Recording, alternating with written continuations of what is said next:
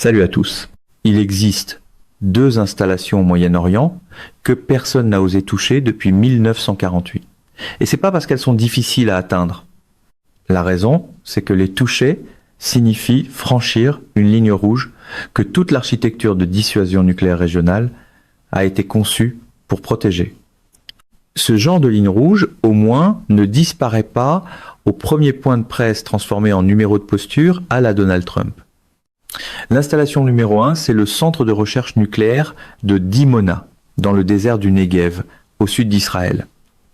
Construit dans les années 1950 avec l'aide de la France, protégé par de multiples couches de défense aérienne, des zones d'exclusion aérienne strictes, des capteurs sismiques et radiologiques, et 70 ans de doctrine stipulant qu'attaquer Dimona, c'est attaquer l'existence même d'Israël. L'installation numéro 2 n'existe plus parce que le 15 mars 2026, au 6e jour de cette guerre, l'Iran a lancé des missiles balistiques à longue portée directement contre le périmètre stratégique de Dimona. Il faut bien mesurer ce que cela signifie. Ce n'est pas une attaque militaire conventionnelle. Dans une guerre qui en a déjà vu des milliers, il s'agit de l'effondrement de 70 ans de doctrine d'ambiguïté nucléaire qui a maintenu un équilibre stable des pouvoirs au Moyen-Orient depuis qu'Israël est devenu un État. Voilà comment fonctionne l'ambiguïté nucléaire. Israël ne confirme ni ne nie posséder des armes nucléaires, tout le monde sait qu'il en possède. Tout le monde sait où elles se trouvent, mais personne n'y touche. Parce que le faire signifierait qu'Israël répondrait avec tout ce qu'il possède, y compris une capacité nucléaire capable de réduire en cendres des capitales régionales entières. Autrement dit, on parle de dissuasion réelle, pas d'une doctrine gérée comme un slogan de rassemblement répété jusqu'à ce que les faits quittent la salle. Cette compréhension tacite crée la dissuasion, et la dissuasion rendait Dimona intouchable jusqu'à aujourd'hui, parce que l'Iran vient de démontrer qu'il peut frapper les installations de protection extérieure du réacteur nucléaire le mieux défendu au monde avec des missiles balistiques équipés de têtes perforantes spécifiquement conçues. Pour détruire des bunkers et des cibles souterraines, et si l'Iran peut frapper le périmètre, il peut frapper le cœur. Cela signifie que la police d'assurance existentielle d'Israël, son parapluie nucléaire, n'est plus intouchable. C'est désormais une cible ouverte. L'Iran a utilisé sa 3e vague de missiles balistiques à longue portée pour cette attaque. Ce n'étaient pas des tirs aléatoires, c'était des frappes coordonnées utilisant des munitions perforantes qui ont causé des dommages sévères aux installations annexes du réacteur et au système de protection externe. Simultanément, depuis le nord, via le Liban, l'Iran a déclenché un déluge de roquettes à fragmentation améliorée sur la région de la Galilée, spécifiquement sur le village de Guessor. L'intensité était telle que les civils n'avaient même pas quelques secondes pour atteindre les abris. Certains refuges à Tel Aviv, ceux qui sont censés être les plus sûrs, renforcés avec du béton de qualité militaire, enterrés sous terre, ont été directement pénétrés par les missiles. Les toits se sont effondrés. Des structures conçues pour résister à des impacts directs ont cédé. Et le message que cela envoie à la population israélienne est plus dévastateur que les dégâts physiques eux-mêmes. Le message, c'est qu'il n'y a plus aucun endroit sûr, même sous terre. Les réseaux de défense aérienne israéliens se sont effondrés sous une pression double. D'un côté, des missiles balistiques arrivant depuis de très hautes altitudes, de l'autre, des drones kamikazes volant librement à basse altitude au-dessus de la Galilée. Les systèmes sont conçus pour gérer l'un ou l'autre, pas les deux simultanément, pas dans les volumes que l'Iran est en train de lancer. Les intercepteurs s'épuisent, les batteries établissent des priorités et les brèches dans la couverture deviennent exploitables. Quand un système de défense aérienne s'effondre, c'est pas qu'il cesse complètement de fonctionner, c'est qu'il ne peut plus garantir qu'il arrêtera toutes les menaces. Et quand il n'est plus possible de garantir l'arrêt de toutes les menaces, quand certaines passent et que ces choses sont des missiles balistiques à tête perforante visant des installations nucléaires, le coût de ce qui passe n'est plus acceptable. Aucune opération de communication à la Trump ne change cela. Un échec stratégique reste un échec, même emballé dans 3 adjectifs et un drapeau derrière le lutrin. La stratégie de l'Iran n'est pas de détruire physiquement le réacteur de Dimona. La stratégie, c'est d'invalider la police d'assurance nucléaire d'Israël en frappant son périmètre pour démontrer que le cœur est atteignable. Tant que le réacteur lui-même reste intact, il n'y a pas de fuite radioactive, pas de catastrophe environnementale. Mais le fait que l'Iran puisse frapper les défenses extérieures signifie que lors de la prochaine vague, il pourrait viser quelques centaines de mètres plus loin et toucher directement le cœur du réacteur. Cette menace crée un chantage de terreur radiologique. L'Iran n'a pas besoin d'armes nucléaires. Il lui suffit de menacer, de provoquer une fuite radioactive dans une installation nucléaire existante avec des munitions conventionnelles. L'effet est le même. Panique, évacuation massive, contamination environnementale, effondrement de la confiance que le gouvernement peut protéger sa population de conséquences existentielles. Et c'est là la dimension qui change tout le calcul stratégique. L'effondrement de la doctrine d'ambiguïté nucléaire n'affecte pas seulement Israël. Il affecte toute l'architecture de dissuasion régionale. Si Dimona peut être frappé, alors toutes les installations stratégiques de la région sont vulnérables. Centre de commandement américain, dépôt d'armement, base aérienne, portal, chaque actif qui était protégé par la présomption que certains endroits étaient trop importants pour être touchés est désormais une cible légitime parce que l'Iran vient de démontrer que aucun endroit n'est trop important si l'on dispose des bonnes munitions et de la volonté de les utiliser. Cela remet à zéro tout l'équilibre des pouvoirs en une seule nuit. Pas parce que l'Iran a gagné une bataille, mais parce que l'Iran a changé les règles sur ce qui est attaquable et ce qui ne l'est pas. Washington et les autres capitales mondiales sont en panique totale, en attente d'une évaluation des dégâts. Des diplomates et des décideurs retiennent leur souffle, attendant les rapports d'évaluation du réacteur de Dimona. Si les dommages sont structurels mais contenus, la crise reste gérable. S'il y a compromission du cœur ou risque de fuite, la crise passe à un niveau pour lequel il n'existe aucun précédent historique de gestion. La réponse de Washington à l'effondrement de l'intouchabilité nucléaire déterminera si cette guerre régionale reste régionale ou devient un conflit mondial.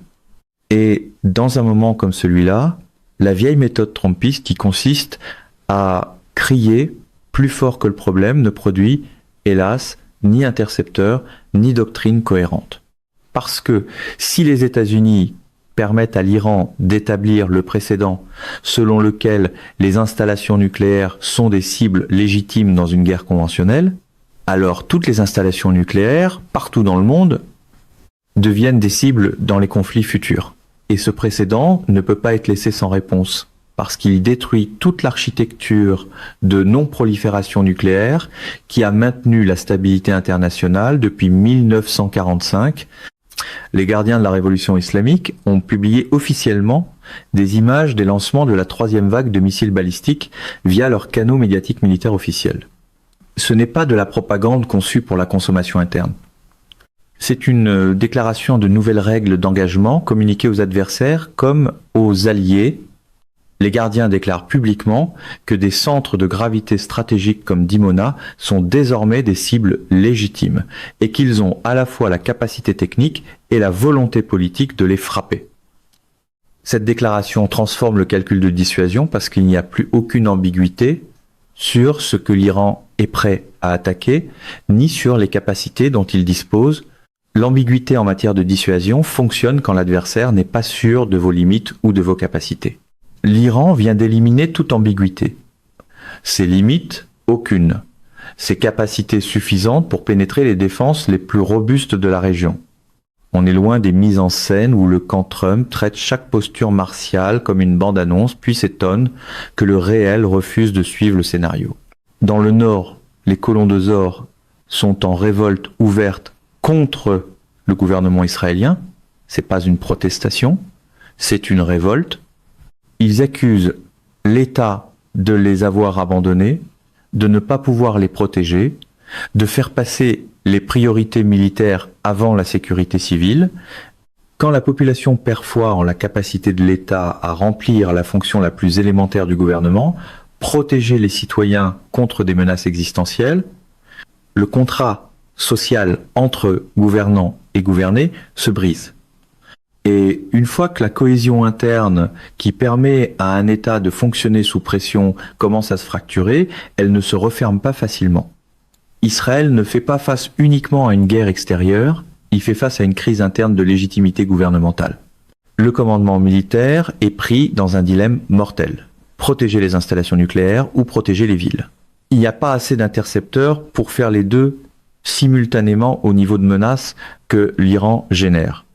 Des choix sont faits et chaque choix signifie que quelque chose reste sans protection. Et chaque chose sans protection est quelque chose que l'Iran peut frapper. Et chaque frappe réussie érode davantage la confiance du public. Le risque de catastrophe radiologique est désormais réel d'une façon qui ne l'était pas avant cette attaque. Si la prochaine vague iranienne dirige ses missiles quelques centaines de mètres plus loin, directement vers le cœur du réacteur, cela pourrait provoquer une fuite radioactive massive qui partirait du désert du Negev et affecterait tout le Moyen-Orient selon les schémas de vent. Ce n'est pas de la spéculation, c'est le résultat prévisible de frapper un réacteur nucléaire avec des munitions perforantes conçues pour pénétrer des structures renforcées. Le réacteur de Dimona est vieux. Il a été construit dans les années 1950. Les structures de confinement ne répondent pas aux normes modernes. Un impact direct sur le cœur crée des scénarios qu'aucun planificateur militaire ne veut envisager parce que les conséquences sont incontrôlables et irréversibles. Le pacte de sécurité entre l'État israélien et ses citoyens s'est déchiré. Les missiles atteignant des habitations et les refuges se transformant en tombeaux ont déclenché une vague de migration massive et un effondrement social sans précédent. Quand la population conclut que rester signifie accepter un risque existentiel que le gouvernement ne peut pas atténuer, elle commence à partir. Et quand elle part en nombre suffisant, la base économique et démographique qui soutient la capacité de l'État à mener des guerres prolongées s'érode. Israël dépend de ses réservistes. Ces réservistes ont besoin de croire que leurs familles sont en sécurité pendant qu'ils servent. Si les familles ne sont pas en sécurité, les réservistes font face à des choix entre le devoir et la survie familiale. Et ces choix fracturent la cohésion militaire d'une façon que les pertes au combat ne font pas. La boîte noire la mieux protégée du monde, Dimona, est devenue le centre de la plus grande peur existentielle d'Israël. Non pas parce qu'elle a été détruite, mais parce qu'elle a été démontrée comme atteignable. Et une fois que quelque chose est démontré comme atteignable, la dissuasion fondée sur la présomption qu'il est inatteignable s'effondre. L'Iran a réécrit les règles, non pas en éliminant la capacité nucléaire d'Israël, mais en démontrant qu'il peut la menacer avec des munitions conventionnelles. Et cette démonstration vaut davantage stratégiquement que n'importe quel nombre d'installations militaires détruites, parce qu'elle change fondamentalement les options qui sont sur la table lors des futures escalades. C'est précisément ce que les réflexes politiques à la Trump comprennent le moins. Confondre démonstration de force et maîtrise de la situation, puis découvrir trop tard que le spectacle n'intercepte rien. Le point central est désormais clair. L'installation qu'aucun adversaire n'a osé toucher en 70 ans a été frappée dans son périmètre par des missiles conçus pour pénétrer jusqu'au cœur. La doctrine d'ambiguïté nucléaire qui a maintenu l'équilibre régional s'effondre parce que la cible n'est plus intouchable. Le chantage de terreur radiologique devient un outil viable de guerre conventionnelle. La population perd foi en la capacité de l'État à la protéger contre des menaces existentielles. La réponse est que la puissance ne se mesure plus au nombre d'armes nucléaires que vous possédez si votre adversaire peut menacer ses armes avec des munitions conventionnelles. Elle se mesure à votre capacité à protéger les installations qui rendent votre dissuasion crédible. Et Israël vient de découvrir qu'il ne le peut pas. Non pas parce que ses défenses sont faibles, mais parce que le volume et la sophistication de ce que l'Iran lance dépassent ce pourquoi ces défenses ont été conçues. Et quand vos défenses sont dépassées, vos options se réduisent à l'escalade ou à l'acceptation. Escalader, c'est risquer des conséquences que vous ne pouvez pas contrôler. Accepter, c'est valider que votre adversaire peut frapper ce qui était autrefois intouchable. Aucune option n'est bonne et les deux deviennent pires à mesure que la guerre se prolonge sans résolution. Mesdames et messieurs, notre émission d'aujourd'hui s'arrête ici. Nous vous invitons à partager votre avis personnel dans la section des commentaires ci-dessous. Pouvoir, Vérité vous salue et vous donne rendez-vous très bientôt.